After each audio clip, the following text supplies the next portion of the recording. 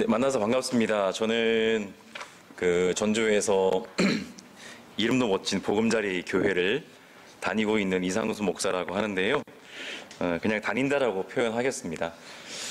보금자리 교회가 저희가 이제 처음 예배한 날짜가 2020년 3월 22일이거든요. 그러니까 무려 1년 6개월이라는 벌써 유구한 역사를 자랑하는 교회가 또 되었다라고 한번 자랑을 한번 해보고요. 그 과정에 저희가 이제 교회를 함께 세워가는데 참 많은 분들이 도와주셨는데, 특히 이제 이곳의 언덕교회는 저희 보금자리 교회가 그 한국 독립교회 선교단체 연합회에 그 회원교회로 등록하는데 여러 방면으로 도움을 주신 그런 참 고마운 공동체입니다. 1년 6개월이라는 시간이 또 저희가 본격적으로 그 독립교회 선교단체 연합회에 또 가입하게 된 것도 아마 거의 한 그 1년 가까이 좀 시간이 지난 것 같은데, 늦었지만 저희 보금자리 교회의 마음을 함께 담아서 먼저 좀 감사하다는 말씀을 또 드립니다. 저희는 현재 아담한 예배처소를 작년 8월경에 임대를 해서요, 출석교인이 한 10-30명 정도 되는 저희 개인적인 기준으로는 명실상부한 중견교회로 성장해 가고 있고요. 물론 이제 그 인원이 거의 변함이 없다는 점은 좀 함정이긴 하겠습니다만은, 그리고 모든 교우가 건강한 교회를 세워보자는 같은 꿈을 가지고요. 일요일에는 함께 예배하고 또 수요일 저녁에는 함께 성경 공부를 하고 있습니다. 물론 건강한 교회가 무엇이냐라고 하는 것에는 많은 또 생각들이 있겠습니다만은, 저희는 나름대로 성경 공부를 하면서 이제 제가 의도한 바이기도 하고요. 또 감사하게 제 의도를 많이 존중해 주셔서 신학대학교에서 일부러 개론 시간에 듣는 정도는 교우들과 웬만하면 함께 좀 나누어서 공부를 하고자 하고 있습니다. 그런 정보를 일부러 나누는 것은 오늘날 교회가, 제 개인적으로는요, 오늘날 교회가 가진 소위 좀 목사 의존 경향의, 혹은 목사 중심의 신앙을 벗어나 보자는 의도가 담겨져 있고요. 개인적으로는 오늘날 한국 교회가 이렇게까지 망가진 이유 중에 하나는 너무나 소수의 사람에게 소위 성서 해석의 전권이나 아니면 교회 운영의 권한이 주어져 있기 때문이라고 생각을 하기 때문에, 일단 성서를 해석하는 데 있어서도 목사가 중심적으로만 할 것이 아니라 교회가 함께 성서를 해석해보자 라고 하는 의도로 그렇게 진행을 하고 있습니다. 어쩌면 이것은 오늘 함께 살펴볼 고린도 교회의 문제와 좀 비슷한 양상이지 않나 싶은데요. 그래서 저희 보금자리 교회는 성서를 해석하는 문제든 혹은 교회 운영이든 최대한 모든 교우의 의견을 반영하고 또 참고하려고 노력을 하고 있습니다. 교회를 건강하게 세워간다라고 하는 것은 그렇게 특별한 일은 아닌 것 같습니다. 우리가 작은 것부터 실천하는 것이 더 중요하다라고 생각을 합니다. 그래서 저희 교회가 그 이름처럼 한 사람 한 사람의 삶의 자리를 참된 보금자리로 가꾸어가는 공동체가 될 수 있도록 함께 응원해 주시면 감사하겠습니다. 사도 바울 하면 가장 먼저 떠오르는 단어가 아마 있으실 겁니다. 이신칭의라고 하는 단어일 텐데요. 이 이신칭의를 이야기하는 대표적인 성경 본문이 바로 갈라디아서 2장 16절입니다.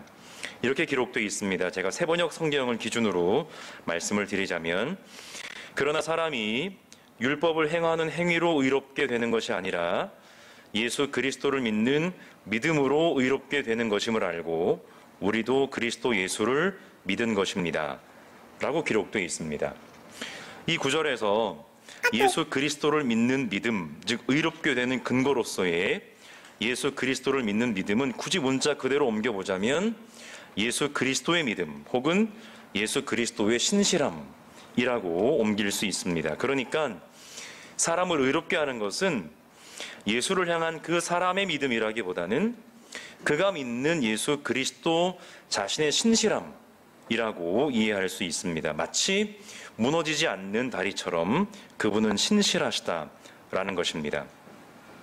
이 예수 그리스도의 그 신실함은 인간의 변덕스러움과는 전혀 반대되는 하나님의 변함없는 은혜의 통로인 셈입니다. 바로 그것이 모든 사람을 의롭게 하시는 근거라는 것입니다.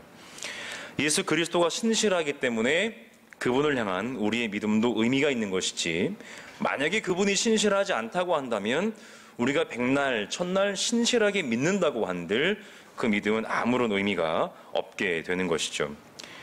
그런데 오늘 우리에게 소위 믿음 좋다라고 하는 말은 예수님의 신실하심을 향한 것과 전혀 상관없는 말이 되어버리고 말았습니다. 그저 종교행위 열심히 하는 것을 그냥 믿음이 좋은 것으로 그렇게 치부하고 있는 것이 오늘 우리의 현실이라는 것입니다. 같은 본문 갈라디아서에서 바울은 계속 말하는데요, 예수 그리스도의 신실함으로 사람이 의롭게 되기 때문에 우리도 그리스도 예수를 믿은 것입니다 라고 그는 얘기합니다. 이 예수 그리스도의 믿음, 신실함이 명사였다면 우리도 예수 그리스도를 믿은 것입니다에 사용된 것은 바로 동사입니다. 이미 바울에 의해서도 믿는다는 자체가 행위라는 것을 그도 말하고 있는 것입니다. 그런데 오늘날 우리는 믿음을 이야기할 때 굳이 행위와 구분되는 그 무엇으로 이해하려는 경향이 강합니다. 하지만 믿음과 행위가 칼로 무 자르듯 온전히 구분되는 것은 절대로 아님을 우리는 잘 알고 있습니다. 사람은 생각하는 대로 말하게 되어 있고요, 말하는 대로 행하게 되어 있습니다. 그리고 수많은 행위가 모여져서 우리의 삶을 이룹니다. 그래서 야고보서가 말하는 것처럼 행동이 없는 믿음은 죽은 것입니다. 오늘날 한국교회가 믿음에 대한 이해를 새롭게 했으면 좋겠습니다. 처음부터 다시 새롭게 이해를 했으면 좋겠다는 말씀입니다. 더 나아가 새롭게 하지 않으면 한국교회에 더 이상의 미래는 없다고 말씀을 드리고 싶은데 이미 한국교회에는 오늘도 없는 것이 현실 아닌가 싶습니다. 오늘 함께 살펴보실 고린도전서는요, 바울이 고린도 교회를 향해서 쓴 편지인데요, 이 바울과 고린도 교회의 이야기는 사도행전 18장에 간략하게 기록되어 있습니다.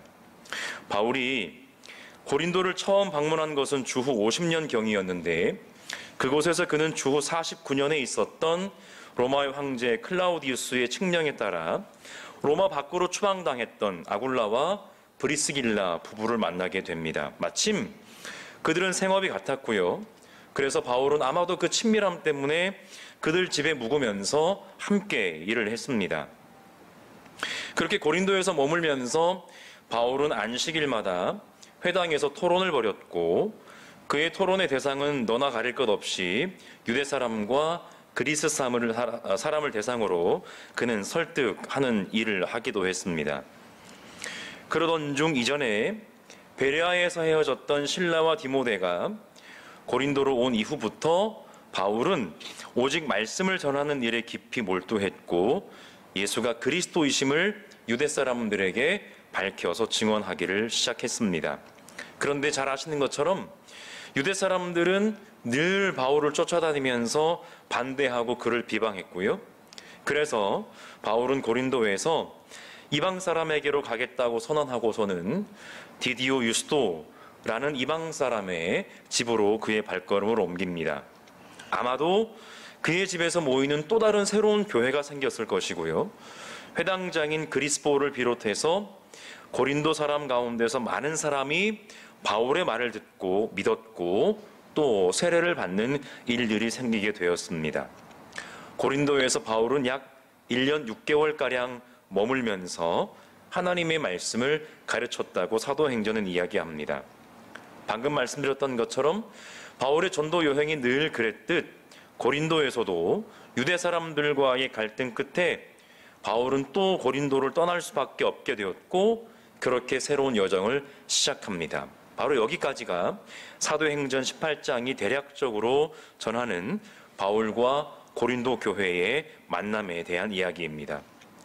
오늘 우리가 함께 읽은 그 고린도를 향한 편지, 고린도전서는 그렇게 고린도에서 새로운 여정을 새롭게 시작한 바울이 에베소에서 머물 무렵 주후 54년에서 55년경에 쓴 편지라고 알려져 있습니다. 그러니까 50년이 고린도에 도착해서 약 1년 6개월가량의 고린도에서의 복음 전도의 사역을 마친 바울이 약 한 3년 정도의 시간이 흐른 후에 에베소에서 쓴 편지가 바로 고린도 전서라는 겁니다. 그런데 그렇게 3년이라는 시간이 흐르는 동안 고린도 교회가 바울이 그리스도의 십자가의 복음을 전했던 것처럼 그 복음의 토대 위에 안정적으로 세워져 갔느냐 하면 그렇지 않았던 것 같습니다. 공동체 안에 갈등이 생겨났고 아마도 그 갈등의 원인은 공동체에서 소위 신령한 지식이나 혹은 신령한 은사 등을 추구하는 이들에 의해서 촉발된 듯합니다. 그들은 아마도 추측하건대 공동체 내에서 다수의 사람들이었다기보다는 소수의 집단이었던 것 같습니다. 어쨌든 그렇게 고린도 교회로부터 들려온 그 소식은 사도의 마음을 아프게 했고 사도는 교회를 향해 편지를 썼습니다. 그중 오늘 함께 살펴보실 본문은 크게 8장 1절부터 시작되는 긴 이야기의 결론 부분인데요. 총 3장에 이르는 이 단락은 우상에게 바친 제물을 먹는 문제에 관한 내용이 주로 기록되어 있고, 그리고 그 우상에게 바친 제물을 먹는 문제는 또다시 고린도 교인들이 열광했던 이른바 신령한 지식에 관한 문제와도 연결되어 있습니다. 그런데 문제는 당시 고린도 교인들이 열광했던 그 지식은 개인적으로는 얼마든지 자랑거리가 될 수 있었는지는 모르겠으나 그것이 공동체를 건강하게 세우는 데에는 아무런 역할을 하지 못할 뿐더러 더 나아가 오히려 교회를 허물어뜨릴 수 있는 방해 요소가 되었다는 것입니다.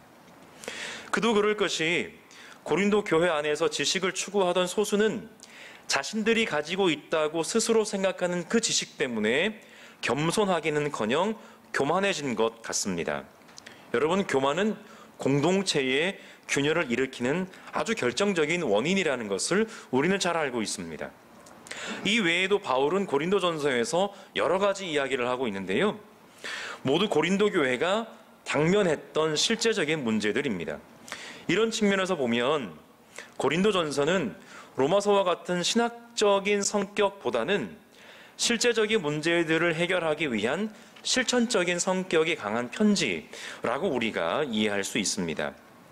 그 중에서 오늘 본문에서 바울이 우상에게 바친 고기를 먹는 문제를 이야기한 데에는 그만한 이유가 있거든요. 바로 로마의 속주 아가야의 수도였던 이 고린도는요, 당시 지중해 세계에서 4손가락 안에 드는 큰 도시였다고 합니다. 그리고 고린도는 그 지리적인 입지 조건 덕분에 육상과 해상 교통의 요충지였고 또 전형적인 로마 도시였습니다. 이것은 곧 다양한 우상 종교의 제의와 로마의 황제를 향한 숭배가 성행했던 곳이라는 얘기입니다.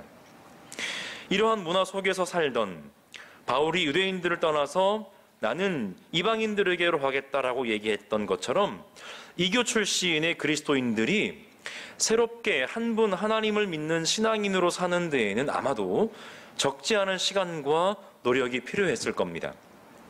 그 과정에서 때로는 바울의 표현을 빌자면 그들의 아직은 약한 양심을 향한 배려와 기다림도 필요했을 것이라는 겁니다. 그 과정에서 가장 많이 부딪혔던 문제가 바로 우상 제의와 함께 황제 숭배에서 제물로 사용되었던 그 고기를 먹는 문제였다는 것입니다. 그런데 교회 공동체 안에서 신령한 지식을 가지고 있다고 자신했던 사람들, 즉 우리 표현으로 소위 믿음이 좋다고 자신했던 사람들에게 그 고기를 먹는 것은 사실 아무런 문제도 아니었습니다. 왜냐하면 바울도 스스로 이야기하는 것처럼 우상도 혹은 우상에게 바친 제물도 근본적으로는 아무것도 아니기 때문입니다.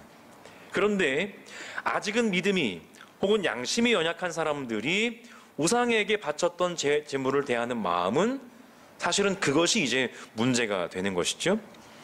그들은 바울이 전했던 예수 그리스도의 십자가 말씀을 믿고 구원받은 백성이 되었지만 아직은 일상에서 자신들의 양심을 훈련하는 데에는 조금 더 시간이 필요한 사람들이었기 때문입니다. 바울은 바로 그런 사람들을 배려하는 마음에서 단단한 음식을 먹이지 않고 마치 젖을 먹이는 것처럼 했다고 고린도전서 3장에서 이야기합니다. 물론 바울의 편에서 보았을 때에는 신령한 지식을 가지고 있다고 자랑하는 이들 역시 아직은 단단한 음식을 감당할 수 있는 수준은 아니었으나 그들은 자신들이 그 정도 수준은 된다고 아마 착각했던 것 같습니다. 신령한 지식을 스스로 자랑했던 이들이 사실은 단단한 음식을 아직은 감당할 수준이 아니었다는 것은 그들이 버릇처럼 하던 말을 통해서 우리가 짐작할 수 있는데요. 오늘 본문 23절에 보시면 그들은 이렇게 얘기합니다. 모든 것이 다 허용됩니다 라고 그들은 얘기했습니다. 그런데요, 바울은 이렇게 반박합니다. 모든 것이 다 허용된다고 해서 모든 것이 다 유익한 것은 아니고 모든 것이 다 덕을 세우는 것도 아닙니다. 그러니까 모든 것이 다 허용된다라고 얘기했던 그들은 그저 개인적인 차원에 대해 머물렀던 인식에 불과할 뿐이고, 바울은 공동체를 생각하는 마음에서 모든 것이 허용된다고 해서 모든 것이 덕을 세우는 것은 아니다 라고 얘기를 한 것입니다. 오늘날 우리가 많이 듣는 말 가운데 내가 돈 벌어서 내가 돈 쓰는데 그런 말 있잖아요. 그들이 모든 것이 허용된다고 말하는 이면에는 사실은 자기의 유익만을 추구하는 삶이 자리하고 있었기 때문입니다. 믿음의 성숙도를 판단하는 기준은요, 바로 다른 이들을 향한 마음 자세일 겁니다. 그러니까 당시 고린도 교회에서 소위 신령함을 추구한다는 이들에게서 다른 이들, 특히 연약한 이들을 향한 배려는 절대로 찾아볼 수 없었다는 것입니다. 물론 절대로가 맞는 말인지는 모르겠습니다만은 어쨌든 그들의 믿음은 자기 만족에 불과할 뿐이었다는 겁니다. 남의 유익을 추구하라는 권면을 통해서 바울은 복음서에 나온 예수님의 명령을 새롭게 해석해서 전하고 있다고 우리는 볼 수 있습니다. 예수님은 내 이웃을 내 몸과 같이 사랑하라 라고 말씀하셨고, 남에게 대접을 받고자 하는 대로 남을 대접하라 라고 말씀하셨습니다. 그리고 이 말씀들이 율법과 예언서, 즉 성서의 본뜻이다 라고 말씀하셨습니다. 바울은 예수님의 이 말씀을 바로 고린도 교회의 현실 상황에 맞추어서 이야기하고 있는 것입니다. 남의 유익을 구하기 위한 구체적인 방법이 25절 이하에 설명되고 있는데, 먼저 시장에서 파는 것은 굳이 출처를 물을 필요 없이 무엇이든지 다 먹으라고 바울은 얘기합니다. 바울은 시편 24편 1절을 인용하는데요. 땅과 거기에 가득 찬 것들은 다 주님의 것이기 때문입니다. 바울이 시장에서 파는 것을 출처를 물을 필요 없이 다 먹어도 된다고 말하는 것은 그들이 가지고 있다고 자부하는 소위 신령한 지식에 근거한 판단이 아닙니다. 여러분들은 신령한 지식을 갖고 있기 때문에 다 먹어도 됩니다. 바울이 그 얘기를 하는 것이 아닙니다. 여러분은 그리고 양심이 강하기 때문에 그런 것들 다 먹어도 됩니다. 그 말이 아닙니다. 오히려 모든 것을 만드신 분이 하나님이시고 그 하나님은 모든 사람들을 선하는 마음으로 대하시기 때문에 여러분들은 누구든지 시장에서 파는 것은 출처를 묻지 않고 먹어도 괜찮습니다 라고 얘기를 하는 겁니다. 이것은 근본적으로 하나님에 대한 절대적 신앙을 근거로 합니다. 이런 하나님에 대한 절대적 신앙이 다음의 권면으로 이어지는 주된 근거인데요, 불신자 가운데서 한 사람이 초대해서 그 집에 갔으면 그가 차린 음식을 역시 출처를 묻지 말고 먹어야 합니다. 바로 그 사람의 양심을 배려해야 하기 때문입니다. 그런데 또 어떤 사람이 그 음식을 제사에 올린 음식입니다 라고 말을 한다면 그렇게 알려준 사람과 그 사람의 양심을 위해서 또 먹지 말아야 합니다 라고 얘기합니다.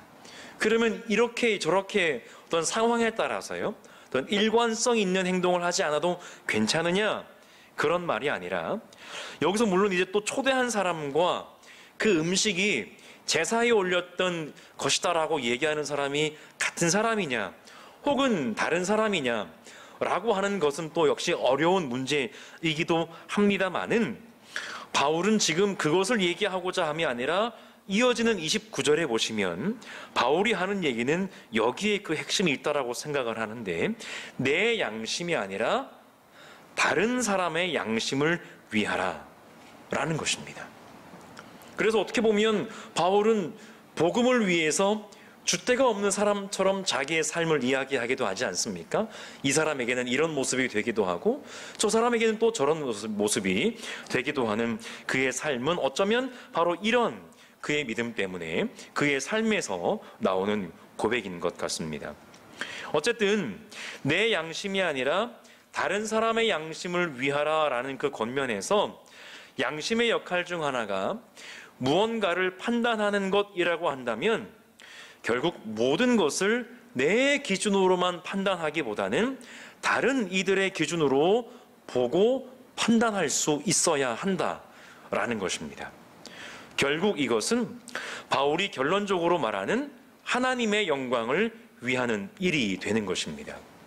하나님의 영광을 위하는 일이야말로 내 기준과 내 판단을 버리고 결국은 남에 해당하는 하나님의 눈과 기준으로 모든 것을 판단하는 일이 되기 때문에 그렇습니다. 오늘 우리는 어떻습니까?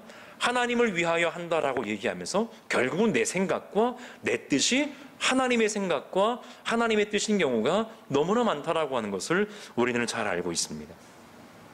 바울이 말하는 여기서 다른 이들은 결국은 교회의 돌봄과 배려의 대상으로서 연약한 사람들을 가리킵니다.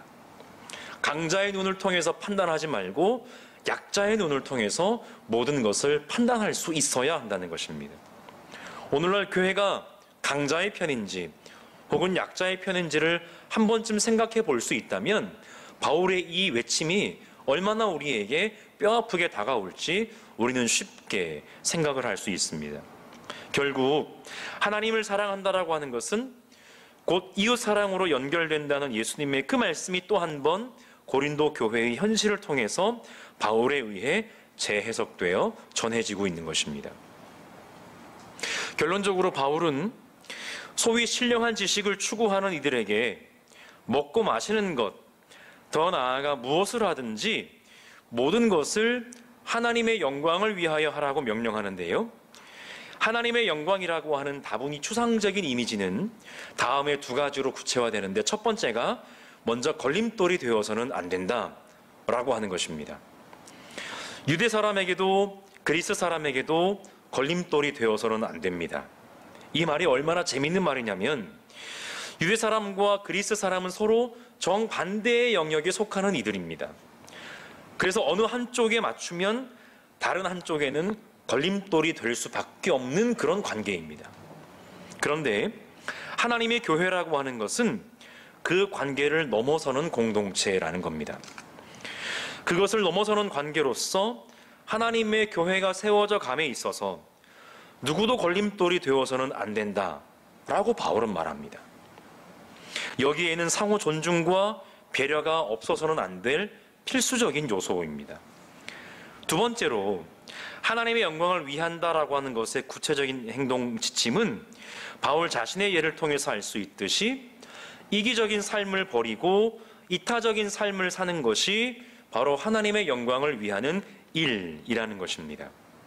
그리고 다른 이들이 양심의 연약함을 이기고 구원을 받게 하는 것을 누구든지 자기 삶의 궁극적인 이유로 삼아야 한다라는 것입니다.